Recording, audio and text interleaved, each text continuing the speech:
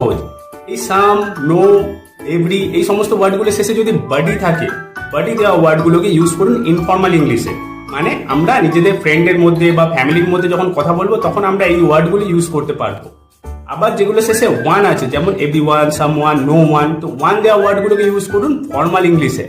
যেমন কোনো স্কুল হতে পারে, কোনো ইনস্টিটিউশন হতে পারে, কোনো অফিস হতে পারে, বা কোনো ওয়াইডার অডিয়েন্স আছে তাদের সামনে কথা বলছি, সেখানে আমরা ফর্মাল ইংলিশ ইউজ করব। ধরো আমার ফ্রেন্ডকে বলছি আমার ফোন চুরি হয়ে গেছে, আরে ভাই বলিস না somebody has stolen my phone. এখানে বন্ধুর মধ্যে কথা বলছি, তো ইনফর্মাল ইংলিশ সামবাডি ইউজ করলাম। এবার আমি এটাকে রিপোর্ট করাতে যাচ্ছি থানাতে। Sir, I want to lodge a complain that someone has stolen my phone. এইখানে কিন্তু আমি যেহেতু একটা ইনস্টিটিউশন, এখানে ফর্মাল ইংলিশে কথা বললাম, সেই জন্য আমি সাম ওয়ান ইউজ করলাম। নাও টু সাম আপ, যখনই আমি ইনফর্মাল ইংলিশে কথা বলছি তখন বাডি দেওয়া ওয়ার্ড ইউজ করবো, আবার যখন ফর্মাল ইংলিশে কথা বলছি তখন ওয়ান দেওয়া ওয়ার্ড ইউজ করবো। ভিডিওটা ভালো লেগে থাকলে এই ধরনের আরো ভিডিও